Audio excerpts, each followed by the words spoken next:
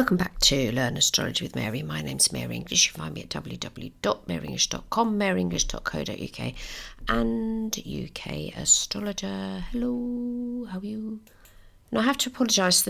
Two of the people that I asked to come on the podcast to do some teaching, one is just wildly too busy to be able to do it, and the other has had difficulty within the family. So my promise to have somebody every month to be able to teach you something isn't manifesting. The minute I shall carry on asking people, but the whole process, just to let you know, background, it does take a bit of email exchanges, what days can we do things, and I'm asking professional astrologers that are working in private practice, so they have to be able to devote at least an hour for this to happen. And thank you to the people that have done this in the past and will be doing it in the future. But if you're wondering, like Mary said a while ago, it will happen when it happens.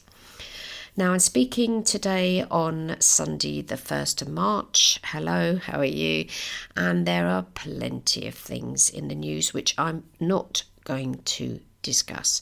There are ample astrologers out there going through pleasant transits, what did happen last time, what is happening now. But I can safely say, having worked in private practice for 30-something years, that not many clients will come to you because of something political happening, unless it directly affects them because they're in the services or they are working in politics themselves. Most of your clients will come to see you because they have either got an issue that they want to resolve, like the marriage is a bit wobbly, or they're not getting along with their children, or they want to relocate somewhere and the rest of the family don't want to. Or they'll come because they've got a specific question like, is this job any good for me? When will I change job?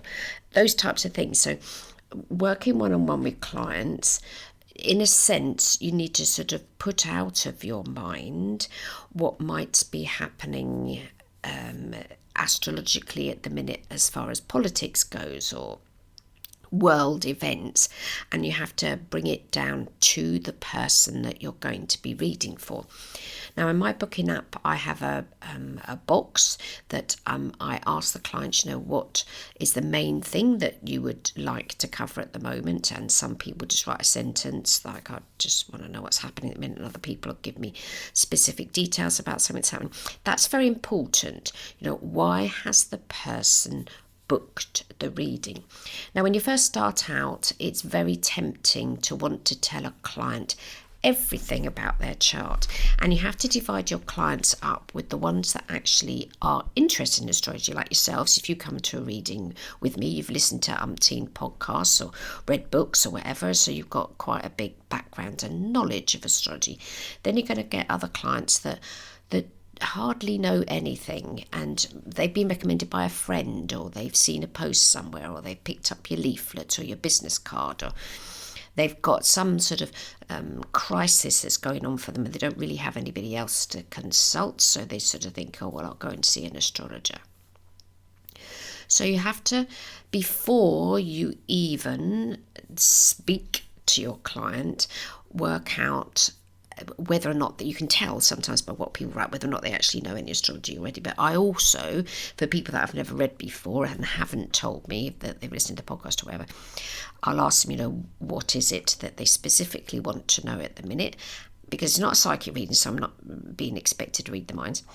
But also, how much astrology do they understand already? Now, most people know what sign of the zodiac they are.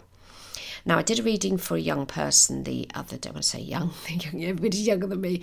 I did a reading for a young person the other day, and they were a relative of someone else who I'd read for.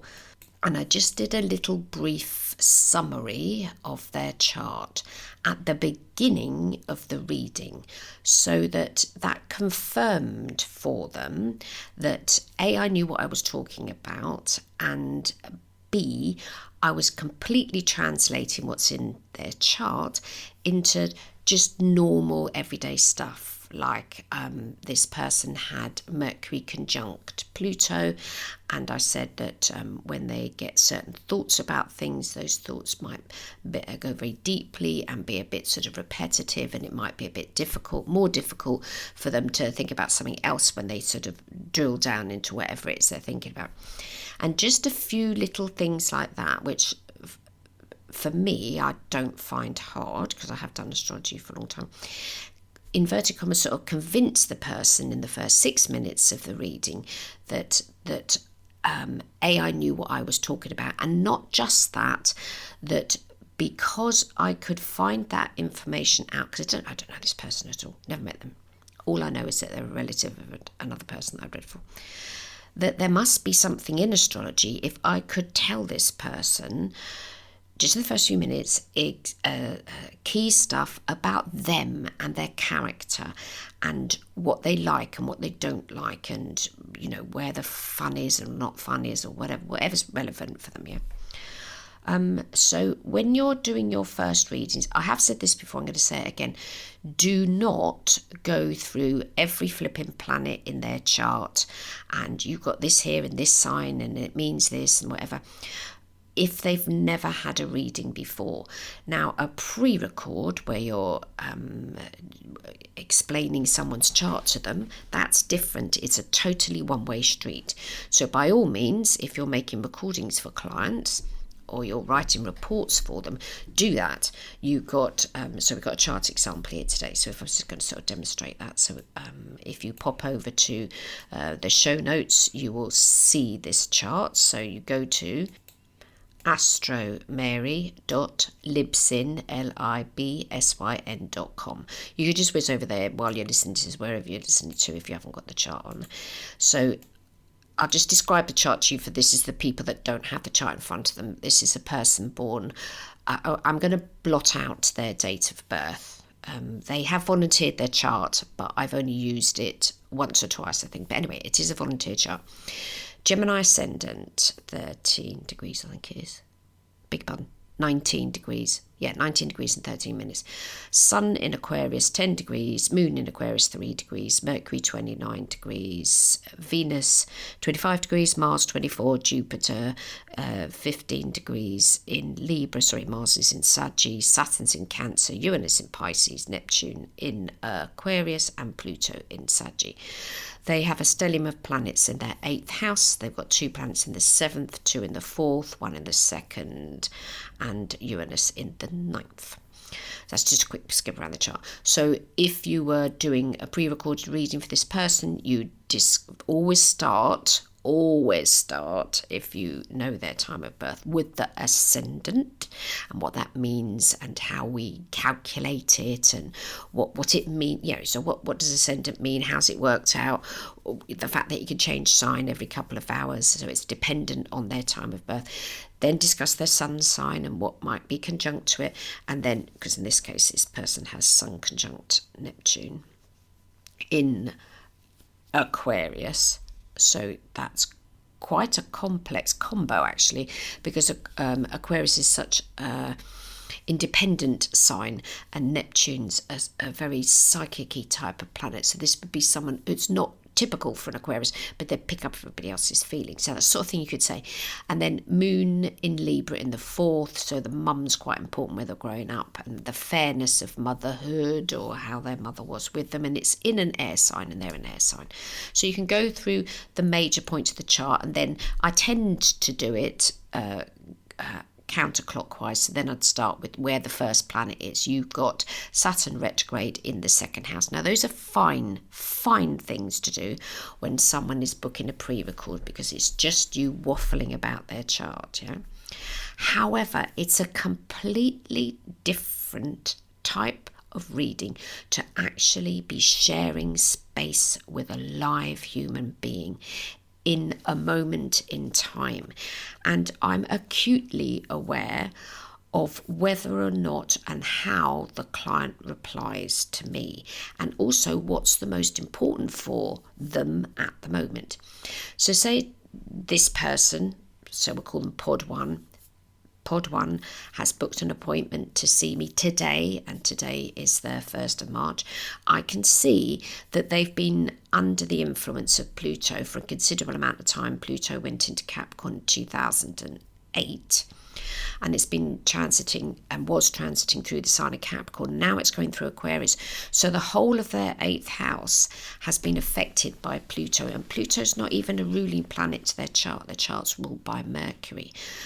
And their natal Pluto is in Sagittarius in the 7th house of close personal relationships. So in fact, if we go back before then, I'd probably go back in time a bit.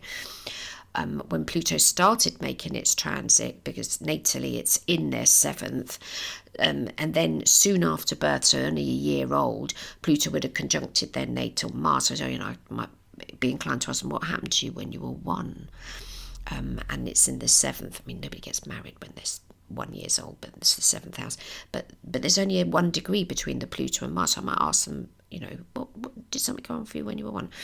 And then there's a bit of a break, and then we get to Pluto transiting through Capricorn, but their Venus is 25 degrees, so it wouldn't have been at the beginning of the transit, it would have been a bit later on. Boom!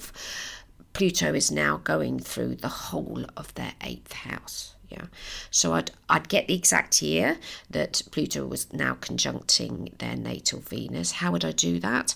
I'd go to the ephemeris, and I'd have a look, and I'd keep moving forwards until I get, so I'd be on astro.com. I'd do this before the consultation, not live. When did Pluto start its transit? And just said, talk to me about what's been going on for you, because you still are under and will still continue to be under this outer planet, which you haven't got so much close personal experience of, because the natal Pluto is conjunct Mars and sextile to Jupiter, and that's it. Doesn't make any other aspects. The sun doesn't do anything to it. And I really doubt that this person, PodOne, would be coming for a reading at the moment anyway, because you also then have to look at the transits for the person. The person's booked, yeah? Look at their transits. Why are they coming? What's the biggest thing that's going on for them at the moment? Is it a Jupiter thing? Is it a Saturn thing? Is it a Mars thing? Is it into the future? Are they a future-orientated sign? This is an Aquarius. They're not that bothered about tomorrow, yeah? But a Gemini ascendant, so they're wired to be concerned about yesterday. This is not a chart of a person that too much wants to go way into the future. They're still, inverted commas, coping with yesterday and today. Yeah. So just as a reminder, mutable signs live in the past. Fixed signs live in the present. Cardinal signs live in the future. Always. That applies to all of those qualities, modalities. Yeah. They're definitely 100% divided into past, present, future. Obviously, people have got different moon signs and therefore will be affected. This person has moon in Libra, which is a forward orientated sign, but the predominant is a Gemini ascendant, so their knee-jerk is to, well, what happened yesterday? How can I make this better? And the ruler to the chart is Mercury. Where's their Mercury located? It's in the 8th house as well. It's also not conjunct Sun, so no. It's making a trine to the moon. But Mercury's in the 8th house as well, so they're not really going to want to voice too much what their opinions are. If you've got a stellium like this person has in their 8th house, that they're not going to be, even though they can chat, the Gemini said, they're not really going to share too easily what is going on for them. Yeah. It's not going to represent that. Moon's happy in the 4th, by the way, even though it's in Libra. The moon's in a happy location. But, what transits are going on at the minute? I would expect this person's probably going to book a reading when, way into the future now, Uranus is conjuncting the ascendant at 19 degrees. Is that what I said? Yeah. So when Uranus gets to being on their ascendant, which is way into the future now, I would be more likely this person would be booking, yeah, because something's going over the ascendant. And the only planets that can get to their ascendant of the outer ones is Uranus. Pluto's going to take bazillions of years to get there, and so is Neptune. So the only outer planet that is ever going to conjunct their ascendant in their own lifetime is Uranus. Okay, so that's something else to consider. So these are all things that go whiz through my mind, but keep it clear before you do the reading. Are they a future-based sun sign? This isn't. In a house that isn't, because the 8th house is like the 8th sign of the zodiac, which is Scorpio, which again is a present moment thing. So these are people that aren't really going to plan ahead too far. And they're going to wait until something's happened. It hasn't killed them, but why is it happening? Type of thing, yeah. And so in the conversation that happens, even though it might seem to you that I yak a lot, trust me, I'm listening. I'm listening to the answer they give me. And I don't often interrupt a client. Sometimes I do.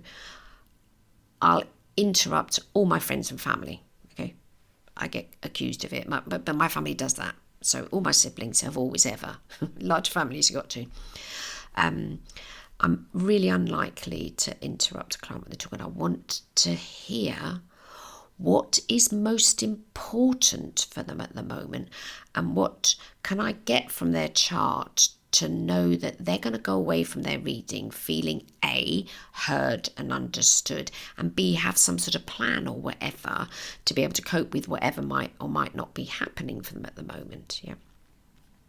So a live reading is a very dynamic thing, and it would be impossible to know how it's going to go. Now, I did do a reading for someone the other day that hardly knew any astrology, and I sort of got this feeling we weren't very far into the reading, and I realised that they weren't that interested in astrology.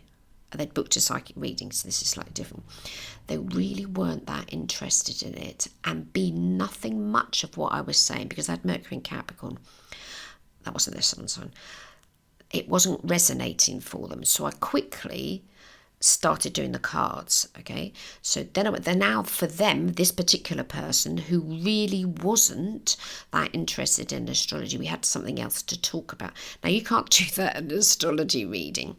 So what if that had happened and all it was an astrology reading, and I'd because it was a psychic reading, I'd asked a few questions, and when people book psychic readings, they do not want you to ask them a question. They want you to go, I see a stranger, yeah. So I had a little go at myself afterwards that I'd asked too many questions of this person, but I had got some queries that I needed to find out. You know, were they in a partnership, and how was the job going for them at the minute? And they weren't, and because their Mercury was in a slower sign to their sun sign, in fact, I think, yeah, they are, and a sun sign Aquarius with Mercury in Capricorn, same as this person that I'm demonstrating today. This not their chart, obviously. And they had a Gemini ascendant. Completely different year of birth. What is it? But where was this? But their sun sign was in the 9th, yeah. So they did a lot of travel. So I got that right to start with, you know, that you probably travelled a lot since you were born and that you enjoyed travelling. They were living in a different country to where they were born. But it's you have to pay attention to the client. If they suddenly go quiet and they're not answering back or feeling excited about anything, then you, me, whoever is doing something wrong. When I managed to get the conversation around to the things that excited this person, they completely lit up. They talked about it more. You could see the excitement for them. And so what I'm saying is, you'll be very nervous about doing readings for clients in a minute, because you'll think that you need to know everything. You don't. You just need to be able to listen to what they're saying, give them some reassurance to whatever it is they're saying. You know, you can't tell a client, oh, I think that's a completely ridiculous idea. That's just not how it works. You'll never have any clients if you do that. You have to be able to listen and to reflect back to them, maybe in a different way, where they said, oh, so you think your husband's a lunatic. they said, oh, my husband's a lunatic. So you might say back to the mirrors them and say, oh, so you're saying that your husband's a lunatic. What is it about him that makes you feel or say or whatever that he's a lunatic? And then, well, it's not actually a lunatic. It's crazy when he gets in the car type of thing. Yeah. So it's really, really dynamic, a reading with people. And you'll be surprised how quickly it goes. Vumph, especially in our reading. They've gone. I do most of my readings in 90 minutes, but I do our readings as well because it's silver level. And I'm always doing my best to make sure that the client, and I'll ask them, have I answered all your questions? Do you feel as if, what the reason you booked this reading, have you got to some, resolution to whatever it is? The lady that has a similar chart to this, she said, oh, I've got a lot to think about. And I knew she needed to think about things. Even though she had a Gemini ascendant, she was multilingual, she could, but I knew she needed to think and rest because the Mercury was in Capricorn, yeah? And so every client gets the recording so they can listen back to it or watch it. So I knew that this particular lady needed to watch back to what had happened. Well, somebody I was working with the other day, I knew they just wouldn't even, they don't want the reading. The moment has gone. Yeah. So your readings for each person needs to be individually tailored to that person. Okay. Taking into account what sign of the zodiac they are. No two readings that I've ever done are ever the same. No conversation I've ever had with you couldn't ever accuse me of doing a reading in the same way with every client. It just is. It's a bit difficult to describe until you've done it. It's such a dynamic thing, and it's personally I love it. That's what I do for a living. So. Now, I'm going to read you a little bit. So this is my favourite book. I've mentioned it zillions of times, The Consulting Astrologer's Guidebook by Donna Cunningham. I really think there's only a few copies of it left knocking around in the world now. I just think it's tragic how it hasn't been reprinted. Oh, sad. Actually, I wonder if it's ever going to be in the International Astrology Library online with the Astrological Association. But it's still in copyright, so that's not going to happen. Now, this is the end of chapter something or other. This is 3/4 of the way through the book. And it's headed, How Current Conditions Intensify the Need for Recovery. Current world conditions, as signified astrologically by the passage of the outer planets through the universal signs, are intensifying the demands on all the service professions. People are extremely needy and confused, feeling helpless and powerless over the vast social changes just on the horizon. Now, she wrote this just before certain things astrology coming out. The forces of chaos are very strong just now. As a result, people are looking to astrologers and other service professions for guidance and answers. It would be easy to become burned out from clients' demands. Learning to set limits is becoming crucial. We will need to master limit setting in order not to get so burned out that we stop the work. And then she talks a little bit more about not making sure that you're looking after yourself and that you're not burning out. And after you've read for a number of people, then you gain a little bit more confidence, and then you can read for more people, but don't read for so many that you just go, oh, that's it, I can't do it. Yeah. Now, I know numbers of astrologers that have done that. I say be very careful. So while you're going into your private practice, start slowly. There are millions of clients out there. There is no shortage of people that will want to come and have a reading. Okay, don't ever put it into your head, oh, I've only had one client this week. Doesn't matter. Eventually the numbers will increase, okay, because the people that you see have friends, neighbours, brothers, sisters, cousins, aunties, uncles, grannies.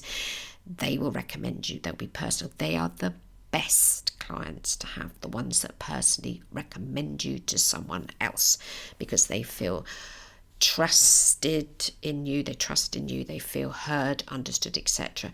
Those are the best clients to have, the ones that are personally recommended from somebody else. Okay, they're the clients to have. Yeah. So if you're giving good service to the one client that you might have this week, They are a shining example of the good work you can do that will go out into the world and bring other clients to you. Yeah. So while you're starting out, you need to, by all means, read for friends and family, and don't beat yourself up that you're, inverted commas, only reading for friends and family. That doesn't matter. That's equally as important as reading for someone that you've never met, okay? Because you're still practicing astrology in a modest way, that even if that's one person in your social circle that you're helping, that's one person that is fabulous. I think there's something in the Bible about the shepherd and the sheep, and the one sheep that gets lost and he goes and finds the sheep, and that sheep's more important than his whole flock or something. That type of idea. Now, Donna also says this in the book, and she was a psychotherapist, and she was also an astrologer. She makes the valid point that somebody going to see an astrologer is not going to see a psychotherapist. So you don't need to get into deep stuff with your client if you're not qualified to be able to do that, because astrology is on the border of quite a lot of other disciplines, but it's not psychotherapy. So be very aware that if you're training in psychotherapy as well, don't start to psychotherapize, or whatever the word is, psychoanalyze your client, okay? That's not astrology. Astrology is a discussion of the planets and their speed and how fast they go through signs and what they mean, etc. And if your whole session with your client ends up as a sort of a counselling session, you're not really doing too much astrology. Yeah? You're better off doing as much astrology as you can in the session, then referring them on to someone who you've obviously got a list of, all the people that you can refer them to. Yeah, and quite a lot of the time, I will, somebody did this the other day, I recommended a certain place they could go to be able to get that certain issue resolved, and it was local to where this person lived because I actually knew the organisation, and it was so, I don't know what the word is, but anyway, I got flowers on the doorstep a few days later, so obviously that was a happy client. It was really nice getting the flowers. I was like, oh, bless. So yeah, reading for people does take practice. And I've noticed that quite a lot of people, when they're learning astrology, they want to be able to do it all now and read for the people and do all of the readings. And then it's like this sort of drip feed of these few people that they might be reading from. They get a little bit disillusioned. Don't worry. How long do you think you're going to live? Hopefully I get to 90. And I'm 66 nearly now. So I've got at least another 20 blah, blah, blah, blah years to go to continue to read for people, I suppose, until I'm too deaf or blind or something to be able to do it. So don't rush yourself. If you need to have another job while you're learning astrology, do that. Do not suddenly skip out of the job that you're in and straight into astrology, okay? Because it's really, really difficult at that very, very beginning process. It took me 2 whole years before I started making enough money to literally pay the bills. The first 2 years were the trickiest. I did have part-time work. I mentioned before, I worked online for a psychic company and did readings over the phone. I wasn't just doing readings with my own clients, so to speak. Yeah. So be very aware that it can take up to 2 years to get your practice off the ground, so to speak. Yeah. And there are lots of different ways of doing it. I've come across through the years so many different types of astrologers doing astrology, and they're all as valid as each other. I've mentioned before about the lady that works in a university, but an astrology school, and she said she'd never read for anybody ever. When she told me that, it's the way I think the lady's a Libra. There's the way she said it. It's like, I'm never reading for anybody. It's like she made it sound as if she was never going to put her head in a lion's mouth. You know, it's like, oh, is it that bad? She said she much prefers to teach. Oh, interesting. So she'd be useless working one-on-one with clients. She doesn't like it. And there are people that write astrology programs. There are people that teach in schools. There are people that write books. There are people that give talks. There's lots of people on the astrology circuit that give talks but do hardly any one-on-ones, and that's all fine, because there's sort of this idea that as an astrologer you've got to be doing one-on-one consultations with people. And I've had people say to me, oh, I'm not an astrologer, and I'll ask them a question about astrology and I know they're perfectly understood and they'll give me a wonderful answer, and I said, well, you are an astrologer. What do you define an astrologer as being? It isn't somebody that has to see zillions and zillions of clients all the time. You can be interested in astrology, and you can also be an astrologer. There are qualifications that certain schools will give you, but they didn't have those back in the day. You know, what is your definition of astrology? It's very broad definition of what an astrologer is. It isn't always somebody that's doing one-on-ones. And then the other thing is, people say to me, oh, well, I can't be a member of the Astrological Association of Great Britain because I'm not an astrologer. Hello, the majority of our members aren't officially classified as they're interested in astrology. So that's why I joined when I first got into astrology, because I wanted to read about astrology. I wanted to know what was happening in the astrological world. I couldn't have possibly said that I was an astrologer at that point, because I wasn't. I was a fledgling. But joining the Astrological Association was really beneficial, because I got the journal 6 times a year, I think it comes out, which was included in the membership. So there's a little plug. If you haven't joined and you're in the UK, in fact, if you're not in the UK, you can still join and you can get the journal. You can get the journal online. You don't have to have the physical copy. And being a member of the Astrological Association, sort of in my mind, if I did have an astrology question, I knew I could reach out to someone else in the astrological community, because I'm interested in astrology. Okay, so don't get this mistake and believe, oh, I can't be a member of the Astrological Association unless I'm an astrologer. No, as long as you're interested in it, that's fine. And then you're joining a whole load of other people that are also interested in astrology.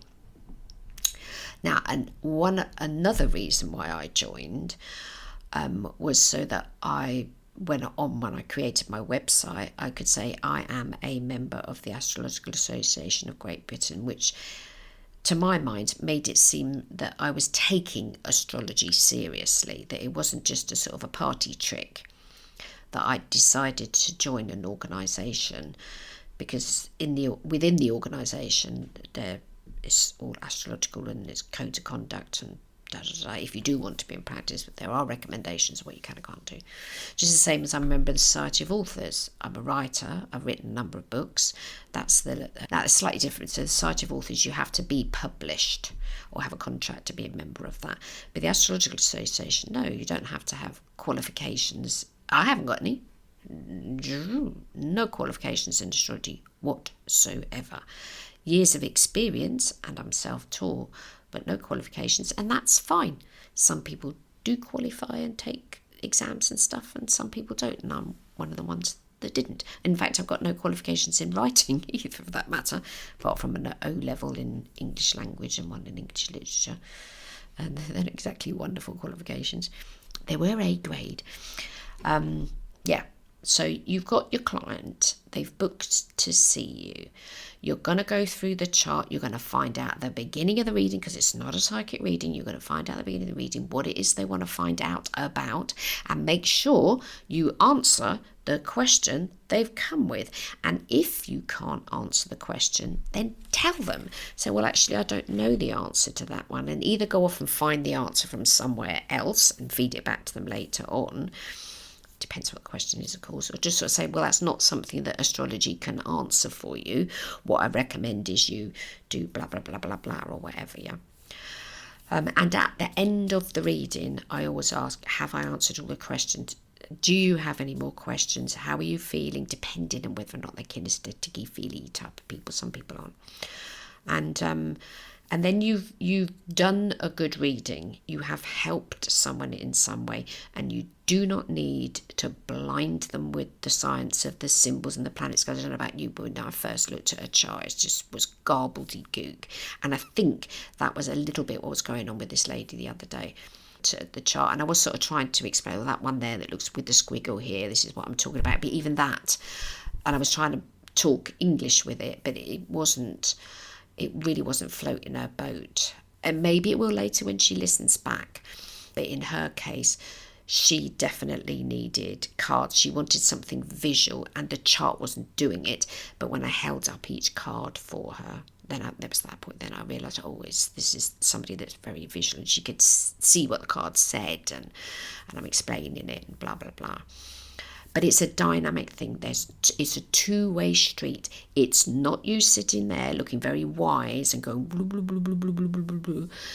It's a conversation. Remember that every reading is a conversation, and do your best to make the conversation as interesting and as useful as possible. So I hope you have a fab week. Next time we speak, I will be 66. I hope you have a fab week, and I'll be back next week. Bye bye now.